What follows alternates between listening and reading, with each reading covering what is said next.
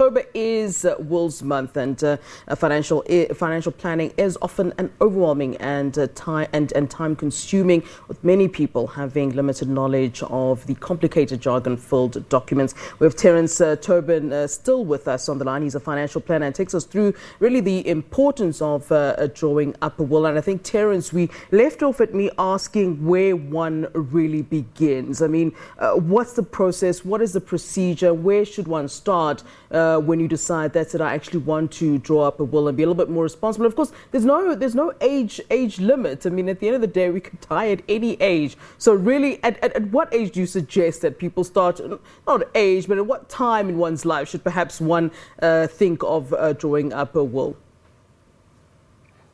So you can start drafting your will from age 16.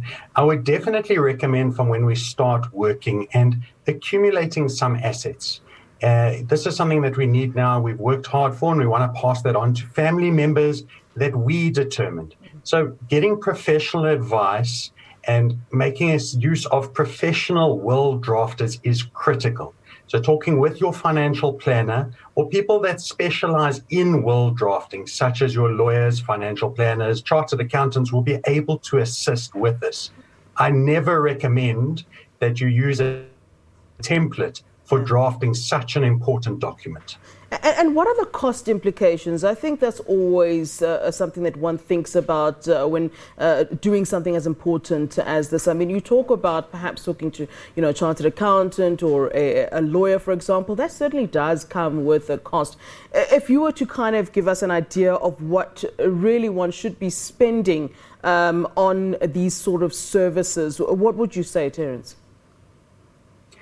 Flo, because of Wills Month, Wills Week that's happening at the end of this month, providers and the service providers will offer a complimentary will drafting. Traditionally, the fees will range from a couple $100 for a basic will to a few $1,000 when there's companies, trusts, and large portfolios involved, as you want to make sure as well when drafting your will that you look at the estate consequences, legal fees, and taxes at time of day. Now, in terms of having a national Wills Month, why is that important? And do you tend to get the message out there, when you are having a Wills Month? Do people start to kind of come forward and want to indeed partake in, drawing up their wills? Does it get the attention that it needs? I feel it does. I mean, all the service providers now are starting to do a push, as am I, to drive the awareness, to drive the education around the importance of having a will. As you said earlier, 2/3 of South Africa don't have wills in place. And this is for anyone and everyone that has assets, especially those that are married, and even more so critical when you have children involved, as you want to ensure they'll be looked after if you unfortunately are not here. And the assets you would like them to inherit are taken care of and looked after on their behalf and for their benefit, so that they can receive them one day when they are adults. We obviously don't want to scare our viewers here on SABC News, but talk to us about, the consequences. There are obviously consequences to passing away and not having a will in place. Talk to us about the top consequences that you would really warn people about. I mean, certainly those who've had loved ones pass without a will would know some of those consequences. But take us through, the worst case scenario of what could happen, especially with someone who has built up quite a few assets. So, Flo, we have the wonderful opportunity of testation in South Africa, where we're allowed to decide on who receives these assets. Yeah. If you don't have a will, the law of intestate succession would apply. And this law is governed in accordance with the Master's Court, and they would then determine on the division of your assets to various family members within your estate.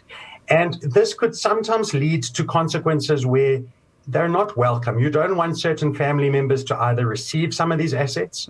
It, for instance, could also leave a partner out of the equation. Perhaps you're not legally married, but you're cohabitating and you live together. Yeah. And you want to make sure they're looked after. You need a document like a will to make provision for this. I think two further important ones here is that you want to make provisions for guardian nominations for minor children. and especially for minor children, a provision for what's known as a testamentary trust to look after their inheritance. Alternatively, if that's not in place, their inheritance would be passed along to the guardian's fund and would be looked after for them by, again, the state and the state intervention in this regard. So it's far more beneficial to take the time, draft this document, and make your wishes clear on what you would like to happen when you are not around. All right. Terence, thank you very much for giving us this information. Certainly, people can get hold of Terence Tobin. He's a financial planner and coach for Rich Ideas. I think you can certainly find him on social media too if you'd like to have some kind of communication. Thank you for being with us, and I do hope that people will hear the warnings that you are giving us today and draw up those walls. Thank you very much.